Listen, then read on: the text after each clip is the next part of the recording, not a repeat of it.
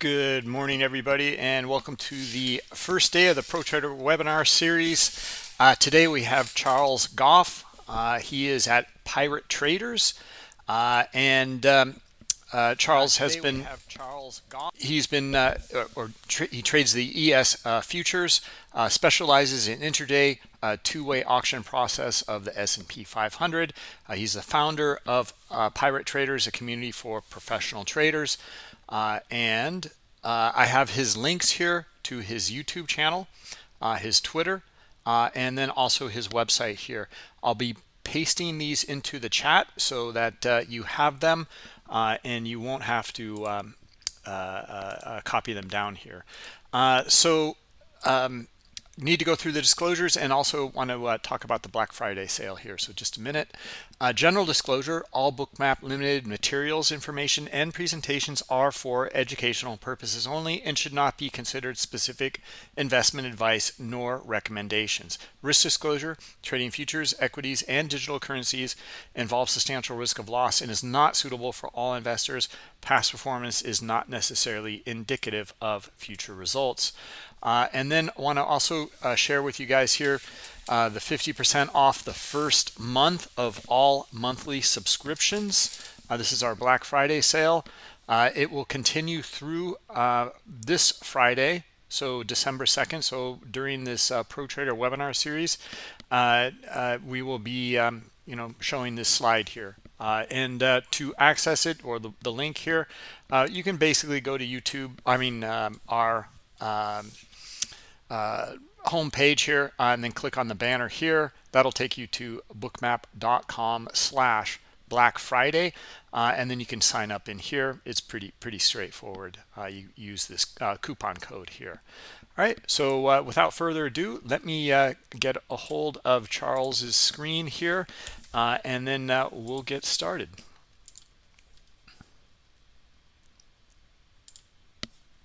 Are you ready? Yeah, everything. Screen will join in just a moment. Yep, we're all set. All right, guys. Well, thank you so much for joining me. My name is Charles. Thank you, Bruce, for the kind intro. Essentially, why don't we start right now just by talking about what's happening in the market right this minute and how I see it. And then we'll kind of go into more about me and how I look at markets and the ways that I use Bookmap. Okay. So first and foremost, actually, let's start with a tweet that I sent out on Friday.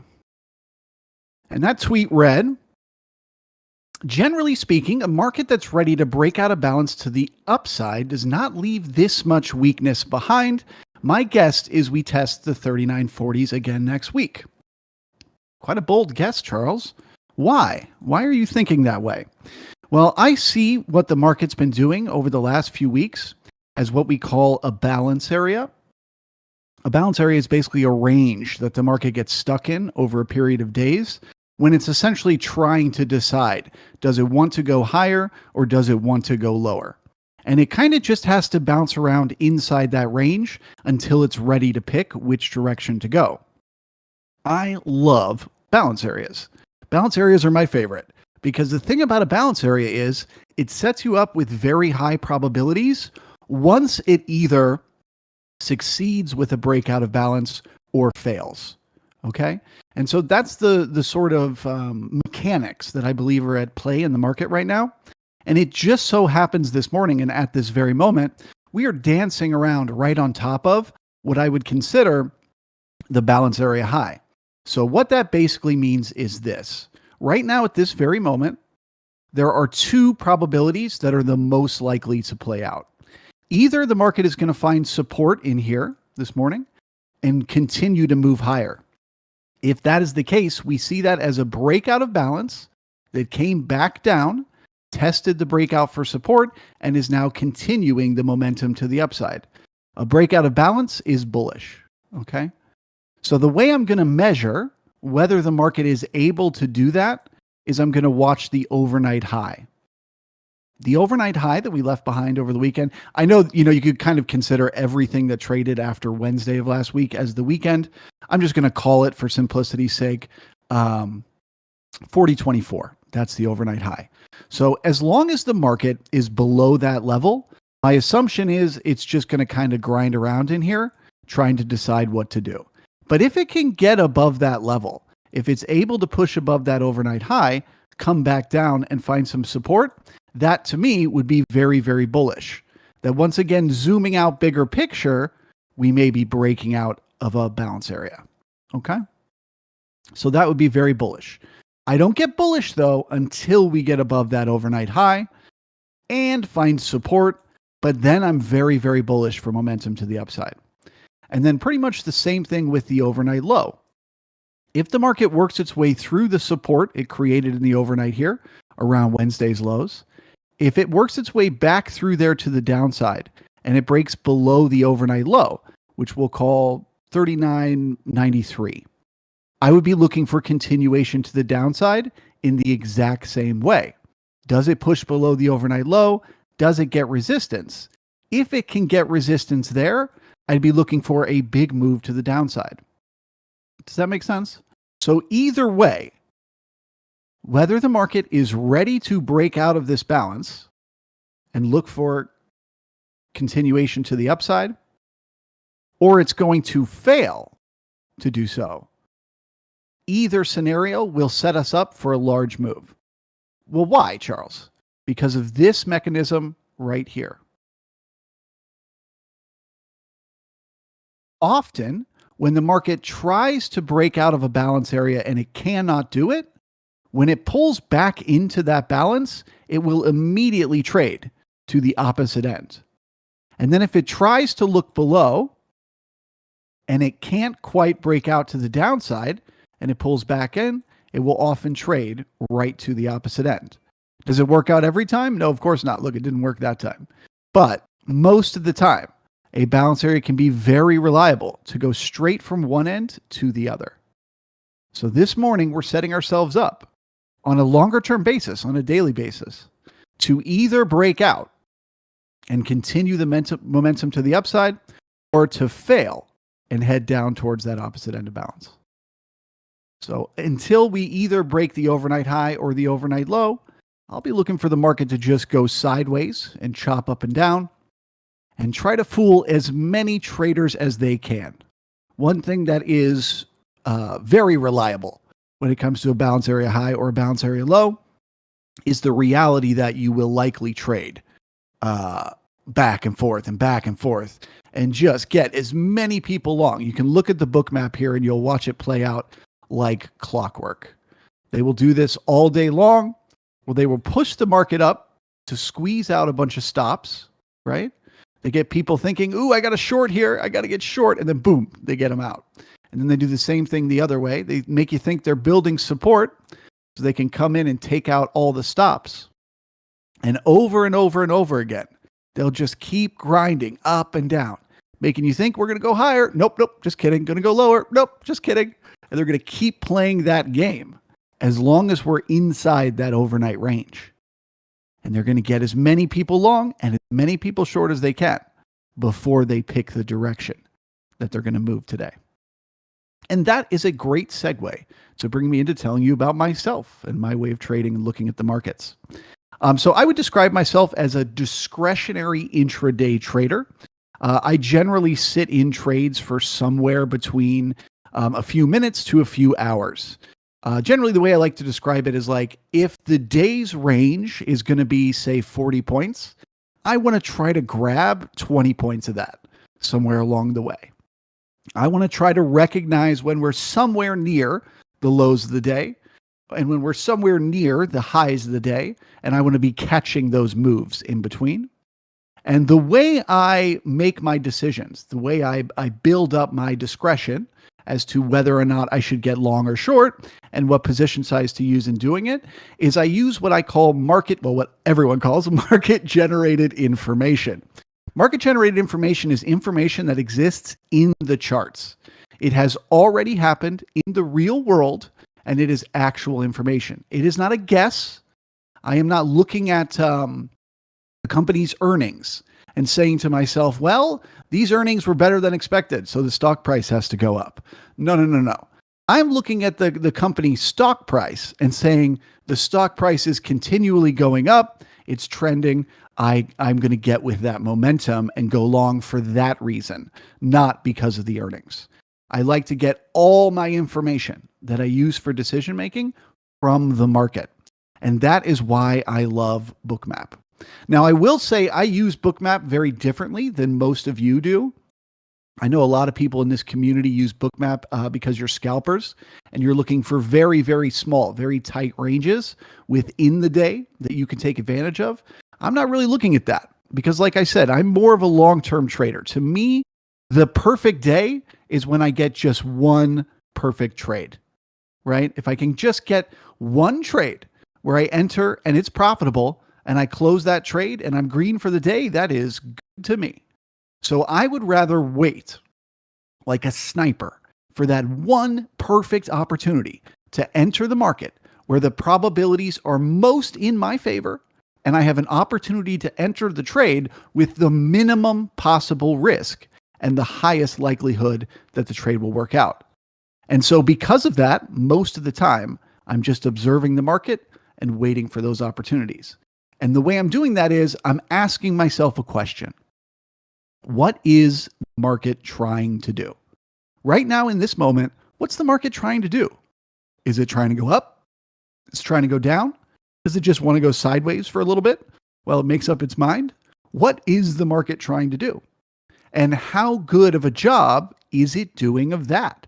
How good of a job is it doing of accomplishing whatever that task may be? So for example, right now, I think the market is trying to just grind up and down on the balance area high so that they can squeeze as many traders long and short back and forth, keep stopping them out, and just slowly accumulate a position whichever way the market is going to break. So far, it's doing a wonderful job of that, right? And I know that because I see that it stays here, that most of the volume is in the middle of the range, and that we're just literally bouncing right on that balance area high. What will change my mind? Well, suddenly, if the market were to push down and it were to get below that A period low, well, now the information has changed. Now the market has begun the initial balance to the downside. I have new information. So now I change the way I'm thinking. And I say to myself, okay, the market's not doing a very good job of just dancing on the balance area high anymore. So maybe it's changing what it's doing. Now it's trying to go lower. And then the question becomes, how good of a job is it doing? Once it pushes below that A period low, do we get resistance? Can we get below that overnight low? Do we get resistance? Okay.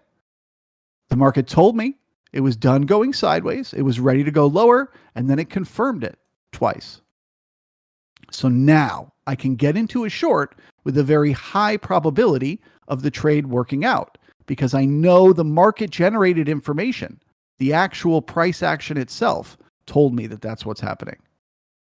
Okay. So what do I use for market generated information?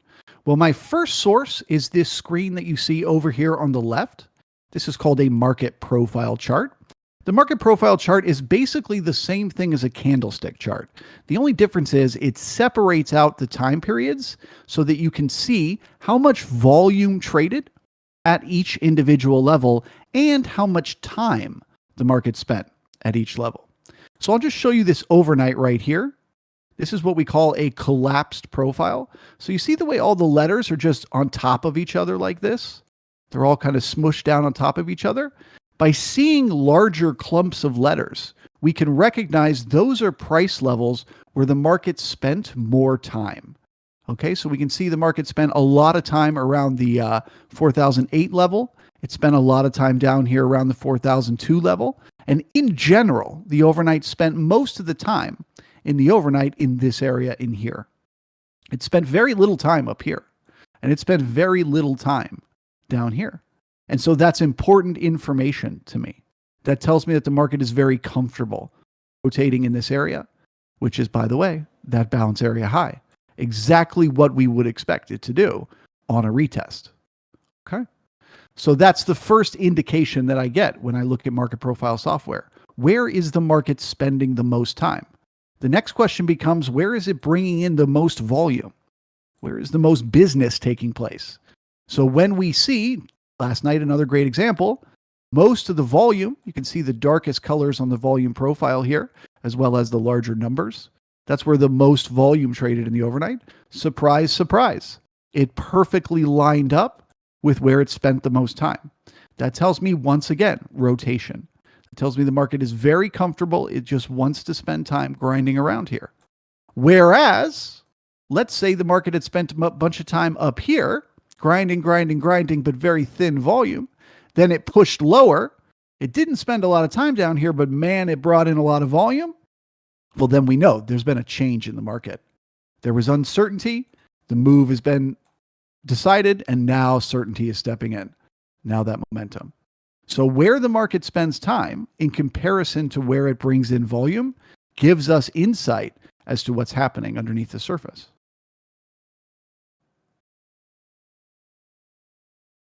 So the profile that you're looking at over here on the left, that's the overnight range. That's basically just what traded from last night.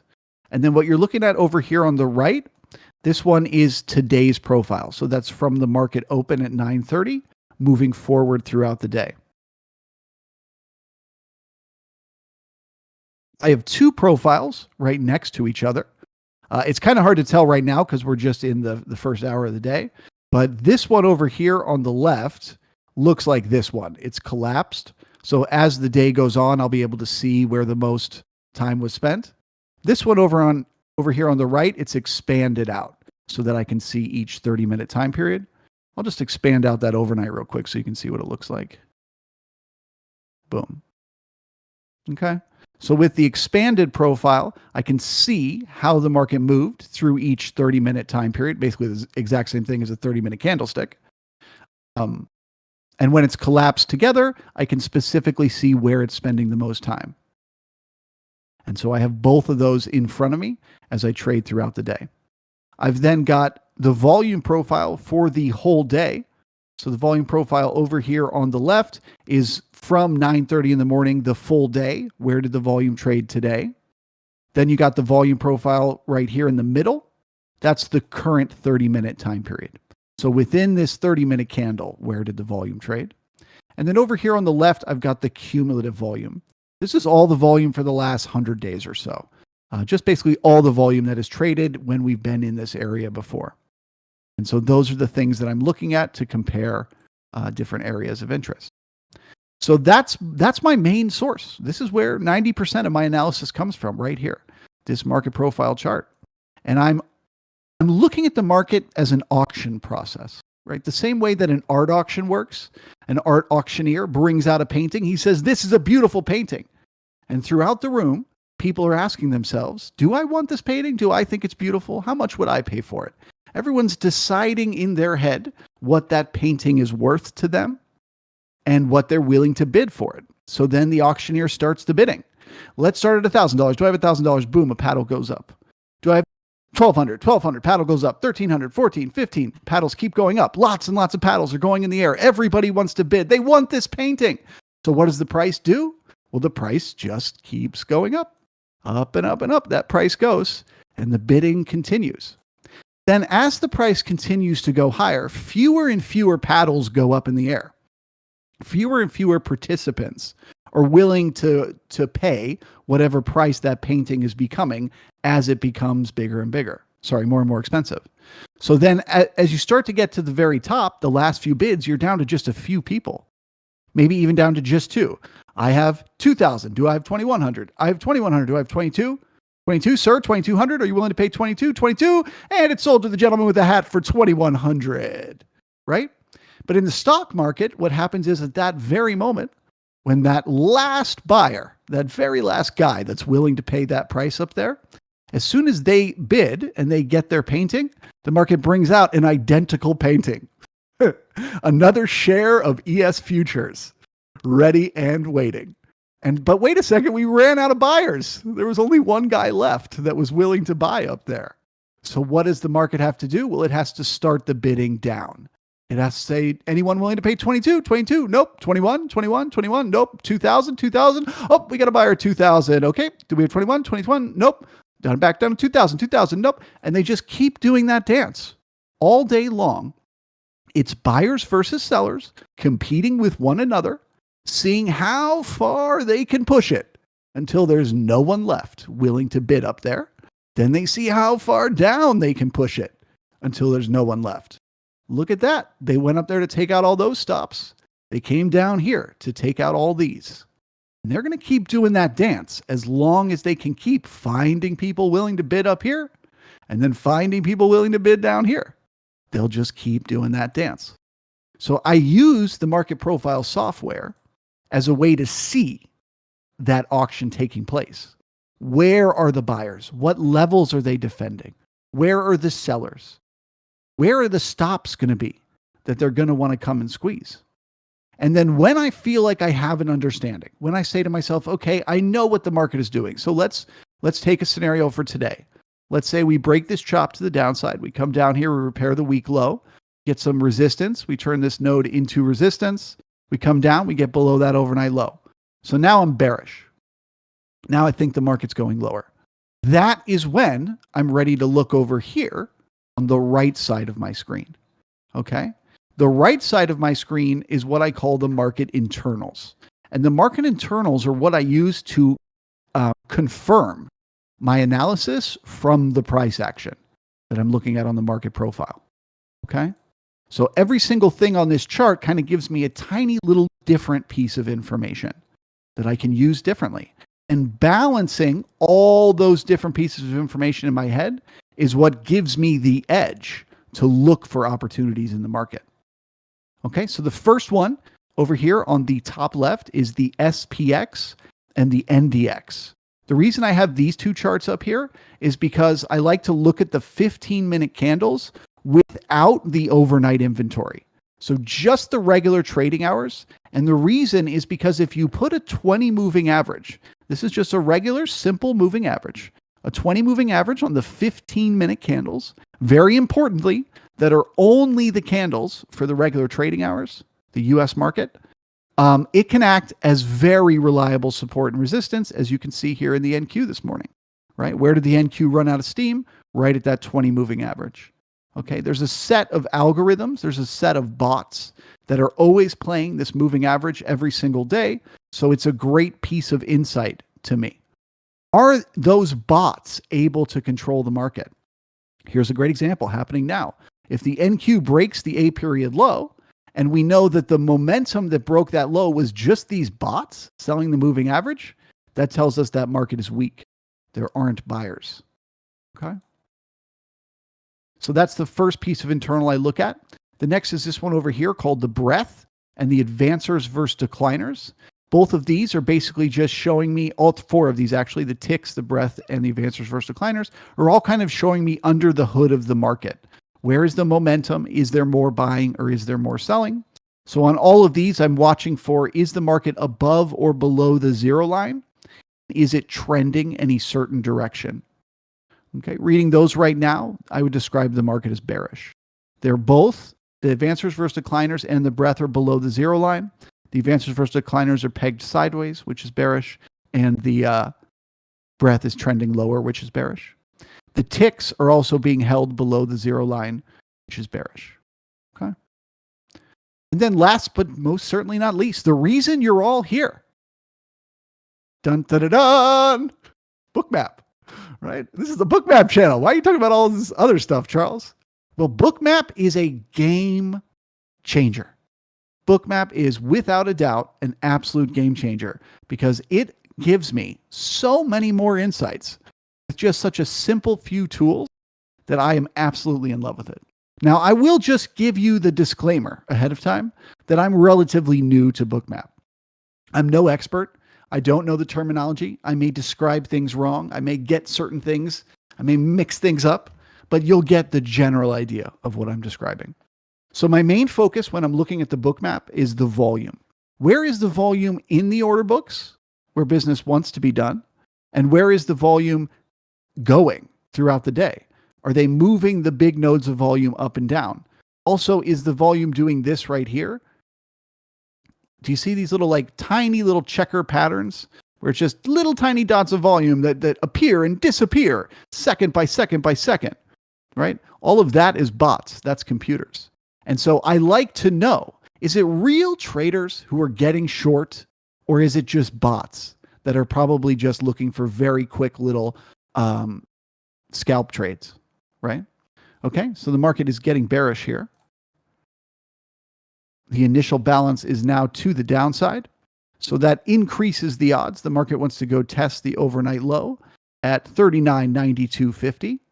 As I said, if we get below that overnight low and we get new sellers there, that would be bearish for continuation to the downside as a look above and fail of the balance area. So what a beautiful example. Everything I was talking about, right? So first thing in the morning, I'm thinking the market just wants to balance on this level, on this balance area high, and decide which way it wants to go. What will be my signal that it's going to go one way or another? Finding resistance below that overnight low or support above. So we are now setting ourselves up for that first scenario. Keep in mind, resistance at the overnight low increases the odds that we're heading to the opposite end of balance. Now, we may not get down there today. That's the tricky thing about a balance area. You don't necessarily go in a straight line, and often the market is extremely tricky. On the way down, it will keep making you think it's going to find support and reverse. It'll keep doing it all day long. It'll make you think it's going to reverse, and then out of nowhere, at the end of the day, you find yourself down there on the opposite end of balance. So that is now what I am assuming the market is trying to do. And so now I've switched from what is the market trying to do to how good of a job is it doing of that, right? Do we get resistance now around the A period low? Can we turn this node that was support in the overnight? See, we spent a lot of time in here. We brought a lot of volume in here. This was support for the overnight, and it was holding so far this morning. But now that it's begun to break, does this support become resistance? If this starts to become resistance, we're looking to test that overnight low. Well, Charles, that makes sense to me. But now I need to know, how do I know if it's resistance? Well, that's where we look back at our market internals and we start to ask ourselves, is the breadth and the advancers versus decliners still below the zero line? Are the ticks still getting smacked down at that zero line? If so, it's resistance. And we look for that test of the overnight low. All right, well, Charles, let's talk Bookmap. What do you see there? Well, this is a kind of an interesting little thing to have happen. So if we notice right in here, there's a lot of volume on both sides of the market. There's bots, and they're competing with each other, and they're just passing the market back and forth and back and forth. And then out of nowhere, poof, that volume just disappeared. Do you guys see that? Look at all the color. Look at all the volume in here, and then here. It's gone. All the color in here, and then in here. It's gone. So the bots turned off. They said, okay, we've done it. We've pushed the market around enough. We've got enough people long and enough people short. Basically, they're building up that long here, right? We're ready to break now. So those bots disappear. That volume disappears. Boom, they break. They come down. 400 stops waiting. Thank you. So that's the change in the market. You could see it visibly by seeing the volume disappear, that they were set up to make a new move. So now we'll watch, does this volume come back? Does it start to get orange and red in here? Do we start to do that two-sided dance again? That's resistance building. And we know what resistance means.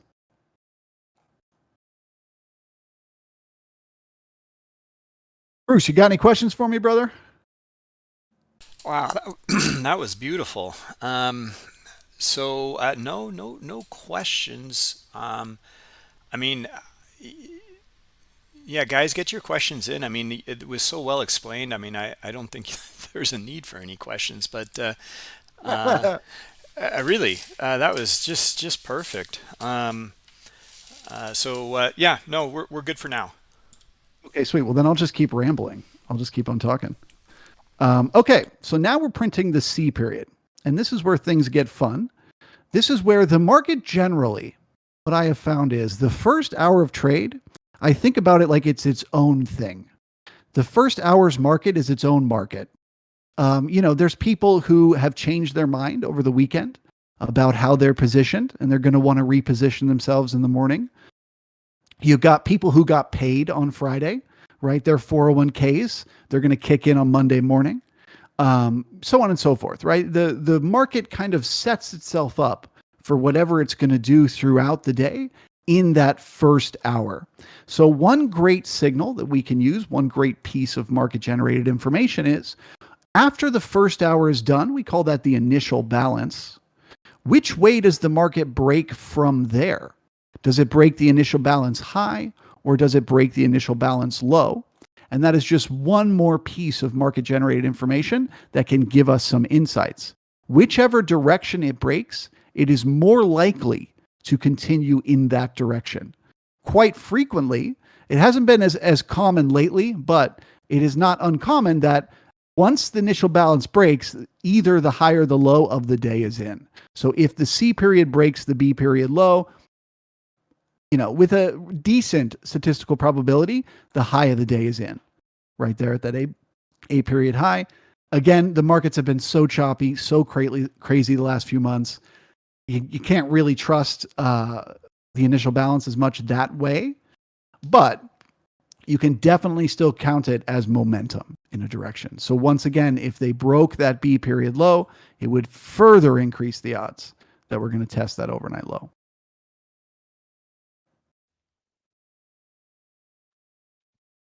So there's a question here. Garrett's asking about not so familiar with the breadth and tick charts. Maybe you can cover a little bit more on that. Absolutely. Yeah. So first I should just make note, the ticks, the two that you see down here, the one on the right that just says tick, that's for the NYSE. Okay.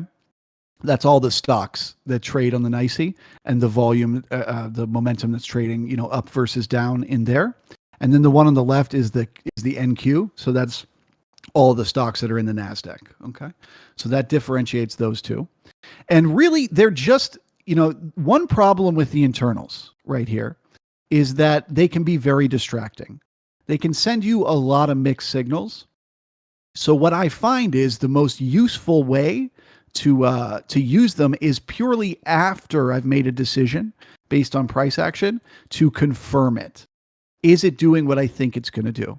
So I would say at this moment, the breadth and the advancers versus decliners, I would describe as both bearish, but not terribly so. Okay. And the ticks I would describe as bearish to neutral. The reason I would describe them as bearish to neutral is you can see they're slowly starting to build momentum here, right? They're trying to break above that zero line, but they're having a really hard time. They keep getting smacked down. So if they keep getting smacked down, the market's going to break lower, right? These buyers will give up. But if they can get in there and they can hold that zero line, they can keep those buyers coming in, more buyers, more, well, then they can break higher from there. So really, I'm first focused on this, and then that's a confirmation, which is the same way I use Bookmap. I think I see something happening. All right, let's look for confirmation. I think we're going to turn this node right here into resistance. Are we getting some resistance? Not much so far.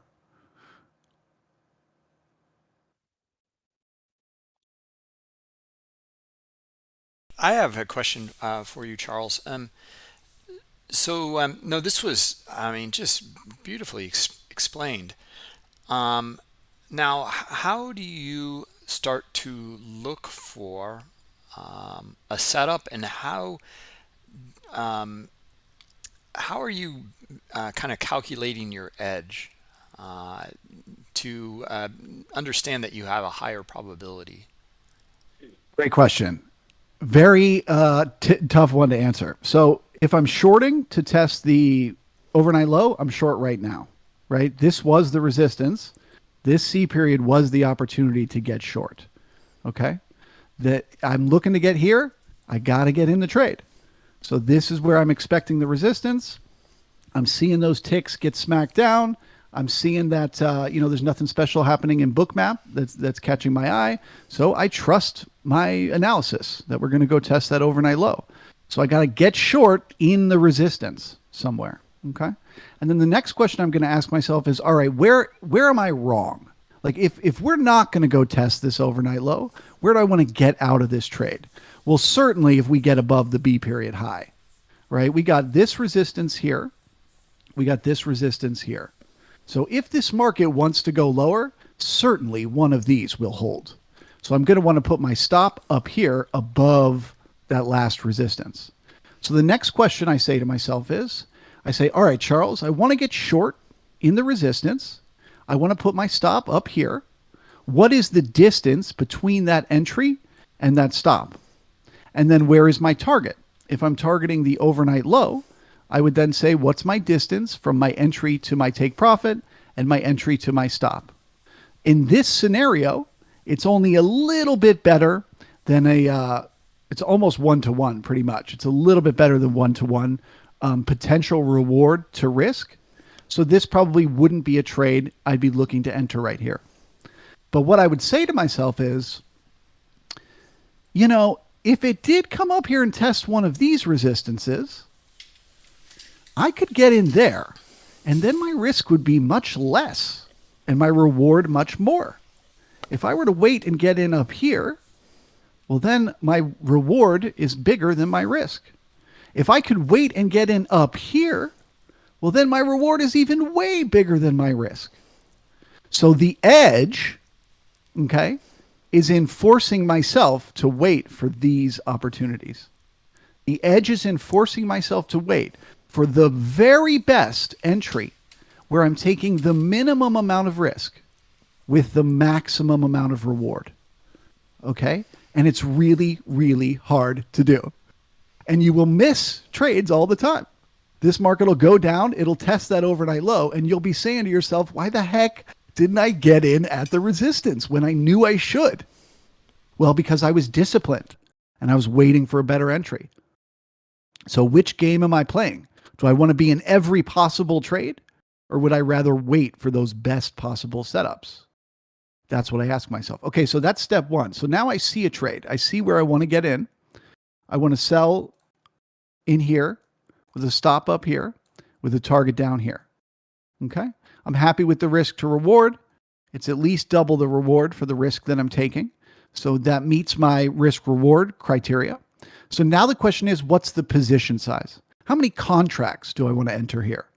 Well, what I would say to myself is, if I lose, I do not want to lose more than 2% of my account size.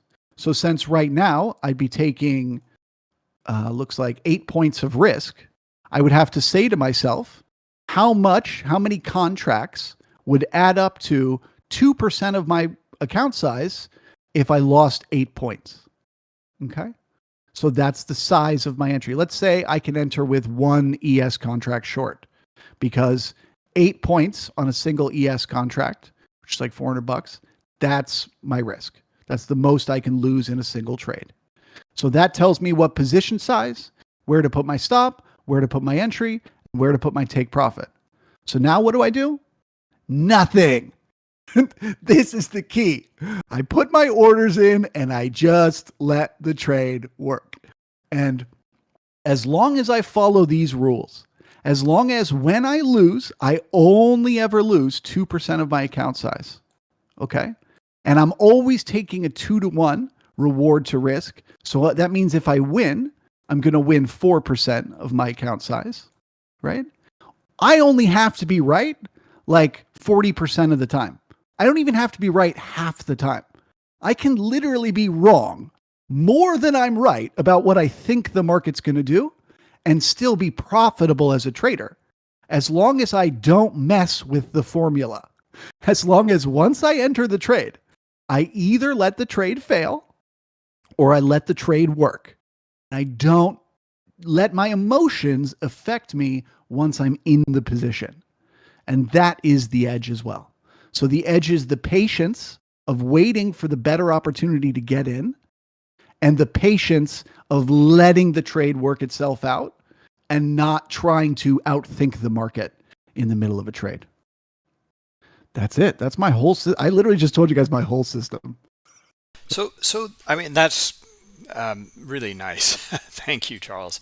I'm wondering though, like, so you're basically setting up that formula, and then you're setting up your entry that, so if it goes above the B period, and stops you out, that's your 2%. So it doesn't matter really then where you are going to enter as long as it matches that formula. 100%. Wow. So the risk of every trade I ever take is exactly the same.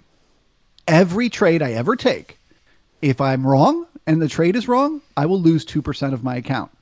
If I am right, I will make 4% of my account. All I must do from that point on is be right as much as I'm wrong. That's it. Like it really is that simple. I don't have to know what the market is doing all the time. I don't have to be in a trade all the time. I don't have to really worry about anything. I just got to be right half the time.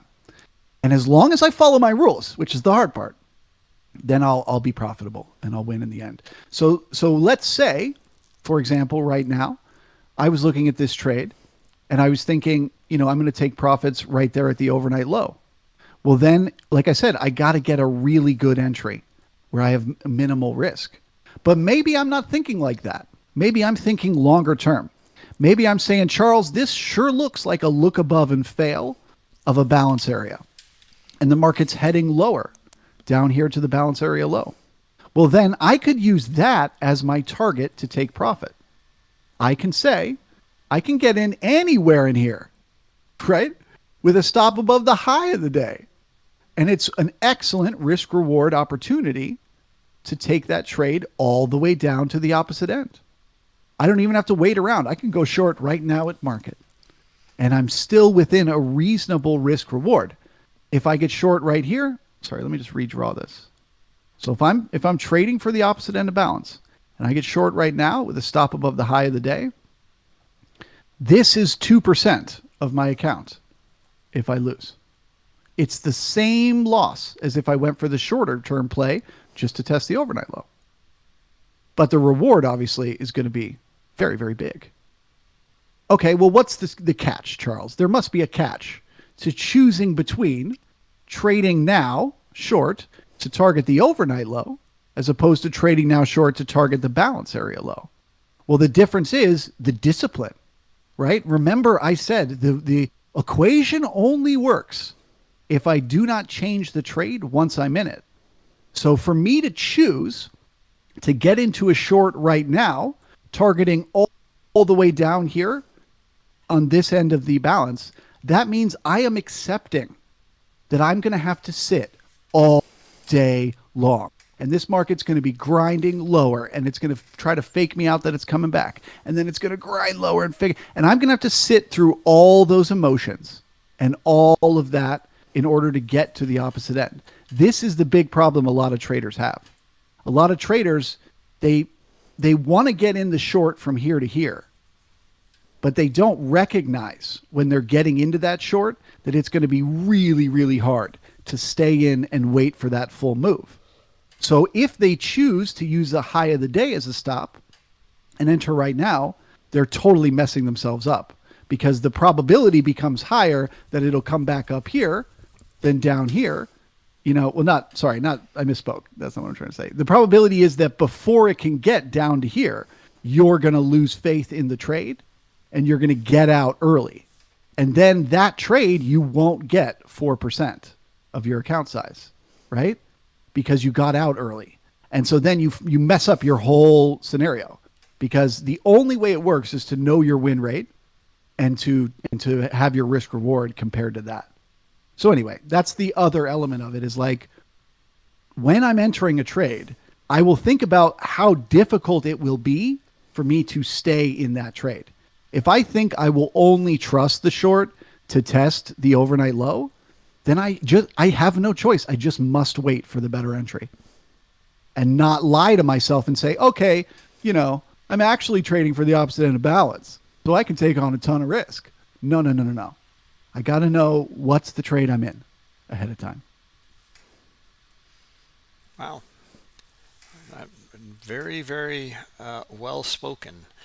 Um, I'm wondering, what about end of the day? Or you said that in the beginning of the webinar, you are in for either several minutes or maybe several hours. Yeah.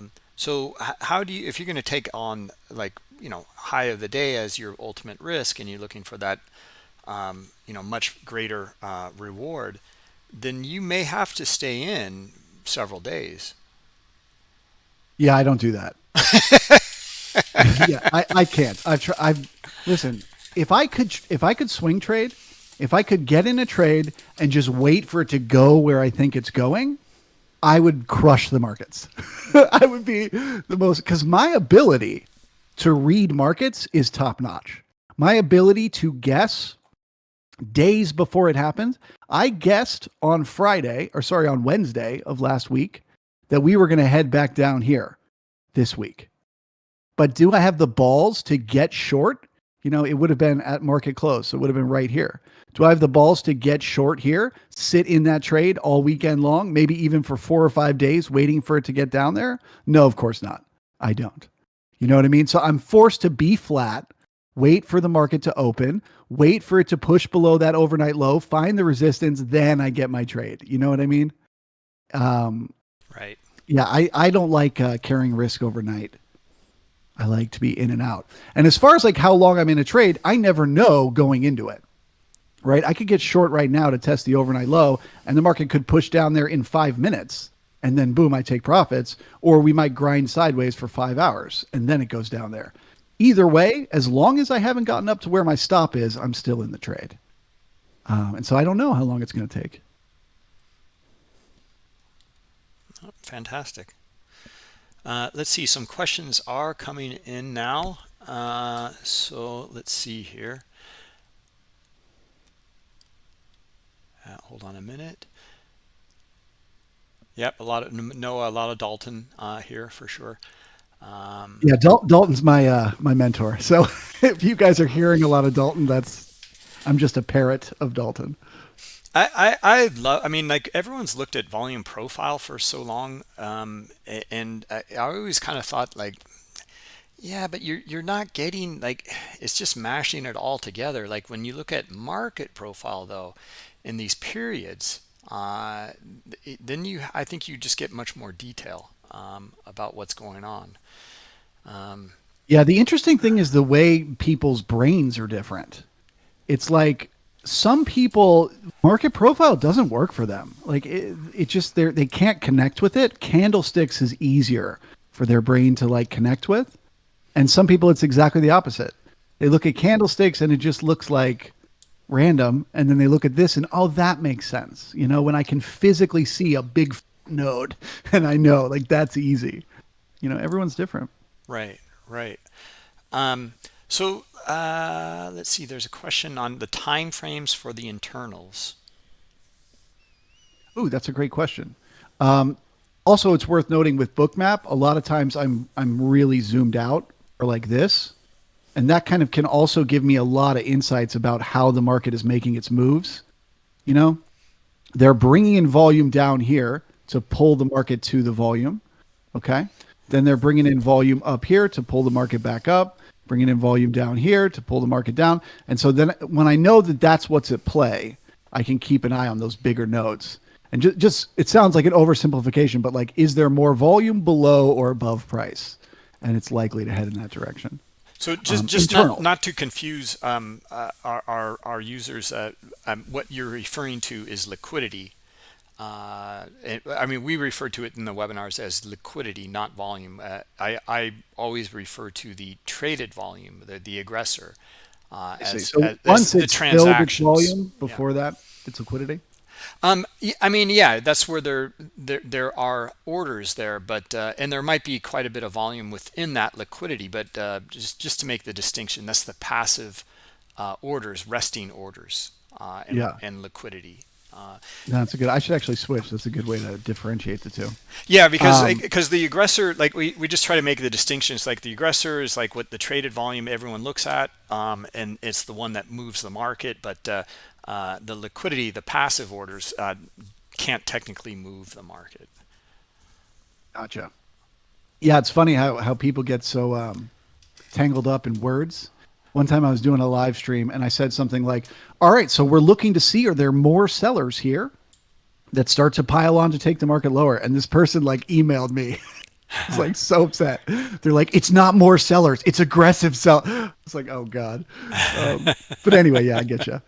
But to answer the internals question, so I have my internals set up as all 15-minute candles. Just because for me, I like things to be uniform. And I when I used to trade using candlesticks, I used the 15 minutes. It's just a time frame that I like. So I've always kept it in that. But there's no reason why you would have to.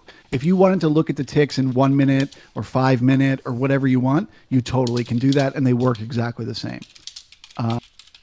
It is worth noting one thing I will mention. We're getting ready to break the initial balance here, which would increase the odds that we're heading down to test that overnight low, as I said. One thing that I will mention here that I think is really important that a lot of traders don't understand about technical analysis is that the way it works is it is all pattern recognition. Your brain learns to recognize the information that it sees over and over and over again every day the same way. And so what you're basically doing when you're learning to read markets is you're creating that framework in your mind. If you understand the way that the human brain is designed, it's a bunch of tiny little neurons that connect with one another. So the more you think about a certain thing, the more you exercise a certain part of your brain, the more of those little neurons that grow together. They say the neurons that fire together wire together, right? So if you're constantly looking at a chart on a 15-minute candle, the more time you spend studying it, how does it move? What's the tempo? What's the style? The better and better your brain will get at recognizing that thing. However, if you switch candlestick sizes, so if you're a person who goes from like 1 minute candlesticks to 5 minute candlesticks to 10 to 20, and you're constantly jumping to different size candlesticks, what you're doing is first and foremost, you're making it harder for your brain to develop that understanding of those. Okay, so there's the break of the initial balance to the downside, which is bearish. So now we're looking for a test of that overnight low at 39.92. We did get resistance. They turned that support into resistance. So that is bearish. And it also adds to the look above and fail narrative that we may be heading down to 45. Okay. So that's the first problem, right? Is that if you're moving your candlestick size around all the time, then your brain can't form that deep understanding of how to read those candlesticks.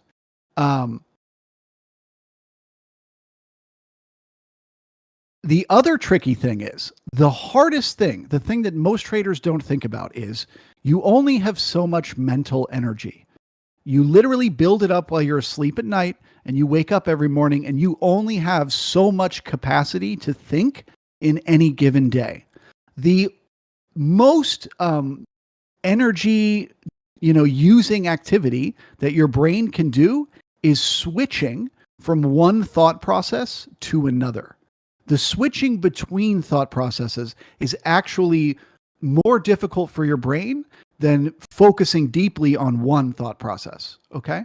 So if you're constantly changing from like 5 minute candles to 30 to hours to dailies to every time you're changing it, your brain must completely reset and figure out its scenario. Wait, what am I looking at? What's happening here? How do I read this?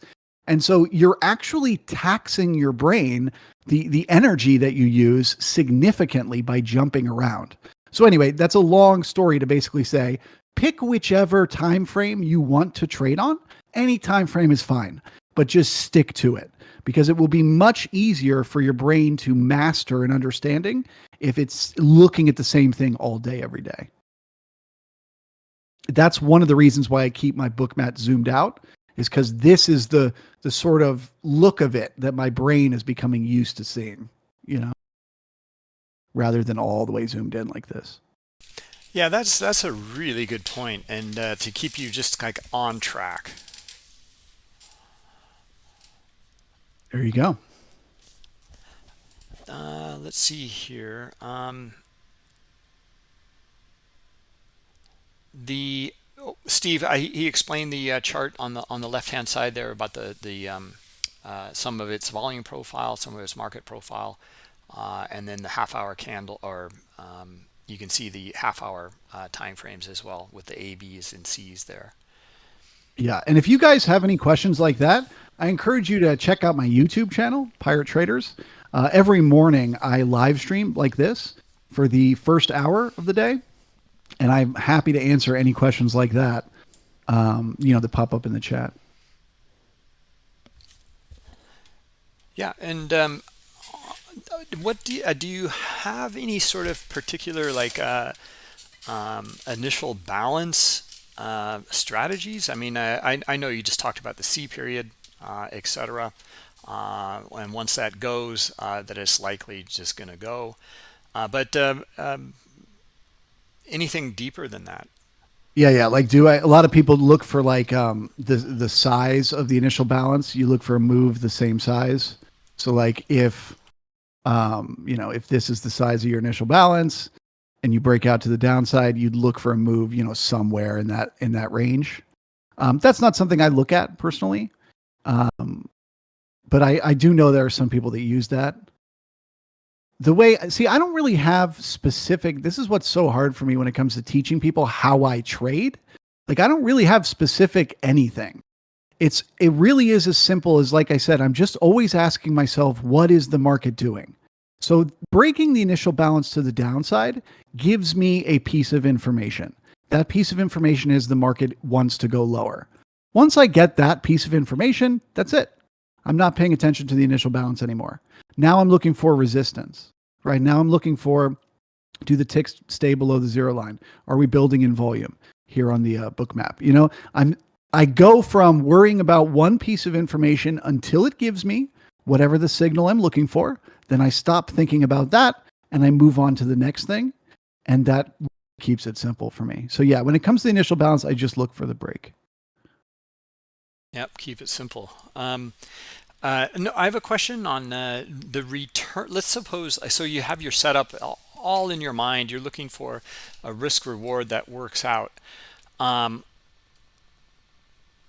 This is where it gets complex. Well, what if? But let's suppose the internals on the pullback that you're looking for back into that area in the B time frame. But the internals are just showing like, wow, there's a lot of buyers coming in, and you might just get run over. How do you determine? Yeah, it's a great question. That's part of the how good of a job is it doing kind of analysis. So if the price action is telling me the market wants to go lower, right? But the internals are telling me, wait a second, there's buyers coming in here. They don't really want to go lower. They're happy to do business here, right? Well, then that tells me I don't want to get in that trade to go lower, right? And I might be wrong. The market may still go lower, but that just helps me to not get into trades. I would say the simplest answer to how I went from not being profitable to being profitable as a trader was learning to not trade. It was learning when to avoid taking trades. There are 100 times a day where the market might give me an opportunity where I think I know what it's going to do, right? But if I only take, the one or two or three trades where all the stars perfectly align, where I'm extremely confident and I have an excellent risk reward, that is how you win the game over the long run. If you're chasing every single potential opportunity, then you'll be in tons of losing trades. You'll wear out your mental capital. You'll be exhausted. You'll be annoyed, and it just won't help you out. So yeah, when I'm getting conflicting signals, whether it's from the internals or the map, from what I think I'm seeing, that just tells me to step aside. It tells me I need more information. I don't actually know what's happening. Okay, so basically the short answer on in this example would be like the how at the bottom edge there. And if you see lots of sellers in there, then that confirms it. You wouldn't necessarily look at that as maybe like trap volume and that they're working it, the other way back. Um, I mean, this is where like I struggle to understand. Like, yeah, I don't know, it's looking pretty strong, and yet I want to get short, but maybe it's the fuel that's down there from those guys shorting or building volume down at that bottom edge that are the buyers on the way back up. Yeah, see, I really I just don't ask too many questions. I keep it really simple. So basically, in a situation like this is a great example with the ticks here, right? In a situation like this, I would describe this as neutral to bearish, right? Why is it neutral? Because they do keep defending, right? They do keep trying to get back to that zero line. So it's not fully bearish. Like the NQ looks fully bearish, but the NYSE doesn't. And so what does that tell me? Well, it tells me that the market is bearish, but neutral. It's not looking for a big, massive, oh my God, the world's coming to an end, but it's slowly melting lower. The internals are tricky to read sometimes. And the bitch of it is, it always seems crystal clear after the fact. So let's say the market breaks lower here and we head down towards, say, 39.80. Then when we look back at the ticks, the ticks will have done this. It will have seemed so obvious, right? That like we tried to get above the zero line, couldn't do it, failed and went lower.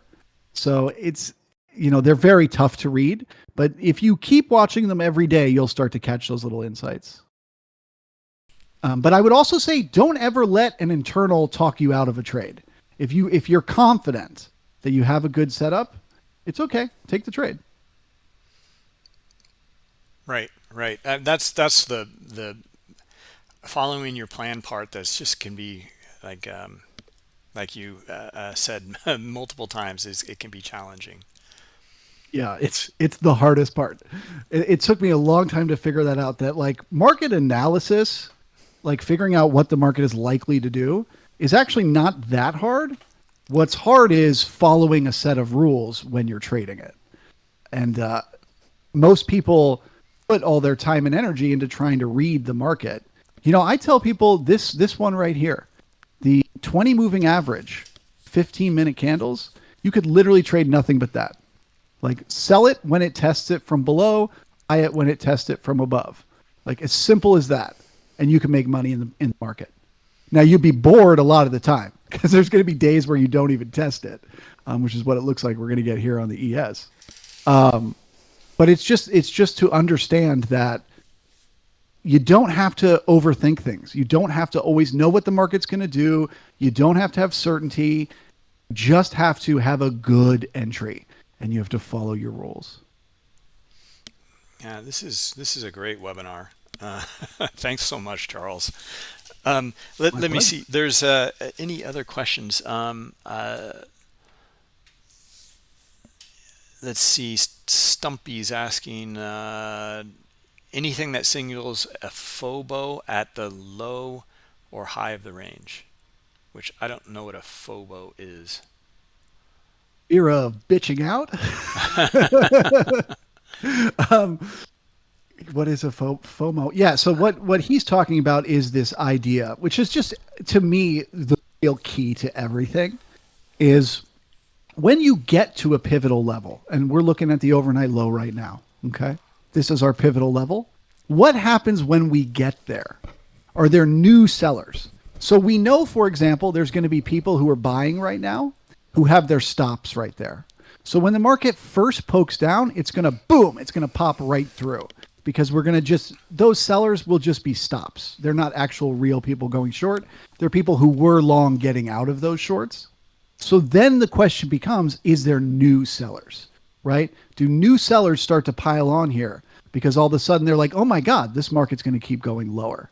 And that's where the magic happens. Waiting for the test, looking to see who wins this little mini auction right here. That gives you the bigger move. So I think that's what they mean about testing out at the higher the low. Yeah, Is it new business, yeah, fake or out, are we just breakout. squeezing the old?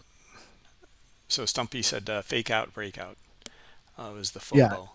and that those are a bitch, right? It could come down here. It can make you think it's going to pop right back up. Oh, look, we're just looking below and failing the overnight range, and then out of nowhere, crash and burn. Yes, sir. It happens. Let's see. Lord MacGyver is asking about why do you watch the price axis on the point 0.5 TPO and not the 0.25 where the futures contracts are calculated? Correct. Yeah, great question. So he's talking about the what we call the tick increments. So each letter that you see on here, it actually represents 2 ticks. It's half a point. And a lot of traders use 1 tick, 1 point, so 1 letter per tick. Just for me right now, with the amount of volatility in the market, it's just easier to see. If this was 1 tick increments, the profile would be like, boom, it would just be really big and spread out across the screen. So by condensing it down, it just makes it a little bit easier to see. Okay. And let's see here. The numbers on Bookmap there are stops and icebergs. Looks Oh like yeah, if I could take just a second to talk about that. So this is one thing. I just started looking at this stops and icebergs tool, and I freaking love it. It's my favorite because it really, really helps you to understand the dynamic of shorter term, smaller size traders and larger players. Um, and what you want to look for is when both stops and icebergs are on the same side of the market. So if, like you have here, where you have lots and lots of stops, right? And at those same areas, lots and lots of icebergs. So the people who were stopped out here were longs that got squeezed. And the people that were the icebergs here were getting long. This is a really wonderful thing to see that you can trust. It's just game playing. They were just playing a game to get as many people long as they could so they could stop them out when they came back down. So yeah, I love comparing where there are a lot of stops to large icebergs. And when you see them together, that's just great information. all right. Let's see. Question on what are the time frames on the profile chart? I know that you had already covered it, but some people Yeah, 30 minute TPOs. And I split the profiles overnight and regular trading hours. Okay, and then let me jump over to Discord. Razor is asking about that 20 moving average. Was it simple or exponential? It is simple. Okay. And it's so important. It's got to be 15-minute candles and only the regular trading hours. You can use SPX or NDX. You can use the futures and just only use the regular trading hours. But it will shock you how often that is perfect support or resistance throughout the day, intraday. It's just a set of algorithms that always play that.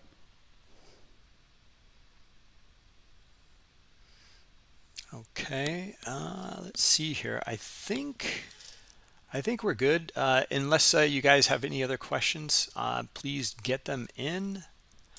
Speak now or forever hold your peace. And that's right. That's right. Well, we'll certainly have you again, Charles. This has been just excellent. Awesome. Okay. No, I think we're good. Wow. Well, I mean, there you go. So you've got now, guys, like a bigger picture. Charles went over using his higher time frame analysis and volume and market profile. He's got internals that he relies on to give some insight, and then he looks at Bookmap here to also understand the other side of the trade, and stops and icebergs in there, so that now he's got a complete picture of this, and then he's got his setup. So yeah, it's really, really nicely outlined process here. And just for what it's worth, as I told you so, resistance in this node, test of the overnight low. Right. Don't say I didn't tell you while it was happening. Right. No, you read it perfectly, and it's also been kind of a bit of a grind down there, But Well, that is the unfortunate thing about these balance areas is the market when it fails to break out, it is heading towards the opposite end, but it always does it in the most grindy, annoying way. And it just is what it is.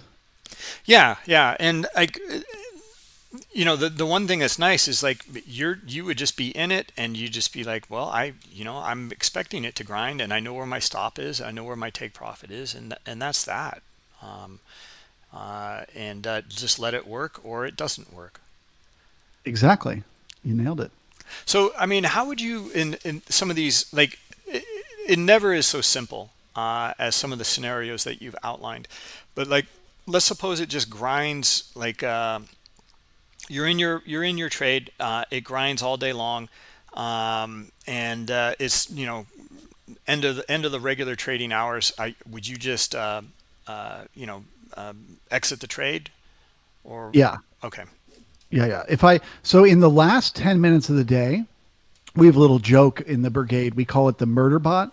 There's like a set of algorithms that jump in right in the last 10 minutes of the day.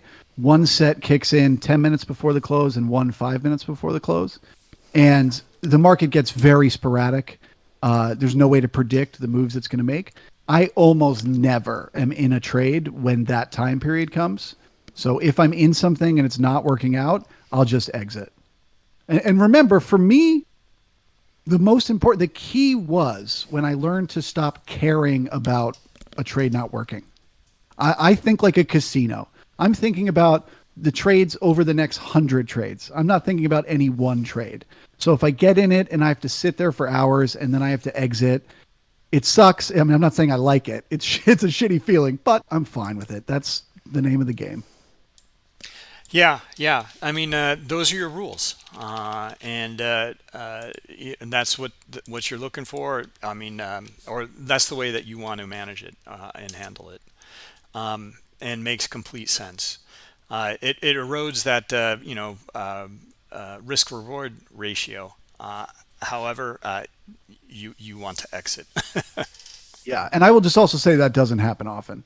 Generally, if I have enough confidence to get in a trade, the trade will work or it will fail. You know what I mean? It's not common that I get that thing where I think the market's going to go somewhere and then it just goes sideways. Generally, if it's going to just go sideways, I can tell. And so I'll be trading for that, you know?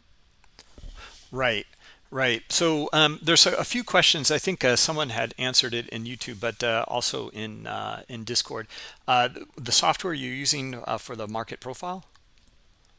Yeah, it's called Window Trader. It's window spelled without a W at the end. Okay. And let's see.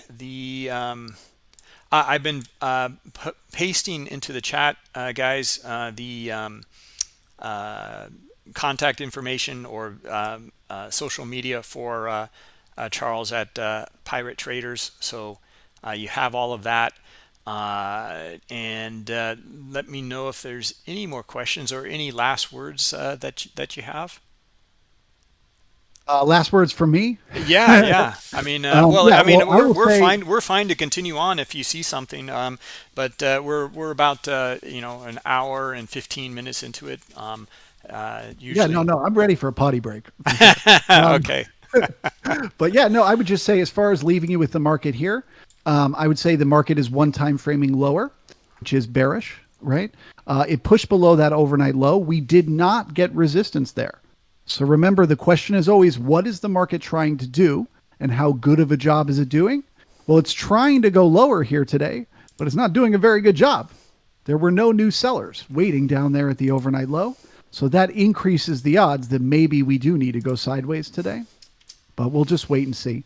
As long as that D period high stays below the C period high, so as long as the D high is below the C, I will assume the market is going to keep going lower. And as far as like famous last words from me, I would just say thank you so much for watching, and I hope to see you on the Pirate Traders channel sometime. Yeah, yeah, excellent. Thanks so much, Charles. I've put the links in several times here to Charles's YouTube and his Twitter and his piratetraders.io website. Guys, also don't forget about our Black Friday bookmap.com/Black Friday. So this is a great time to, if you haven't tried Bookmap, this is a good time to try it. You'll get 50% off for the first month. And it works for anyone who's upgrading from like global to global plus as well. So if you want to try it out, and this is the time to do it. So yeah, thanks, Charles, and looking forward to doing much more with you in the near future. Thanks, Bruce. Thank you, everyone. Bye-bye. Okay, bye-bye.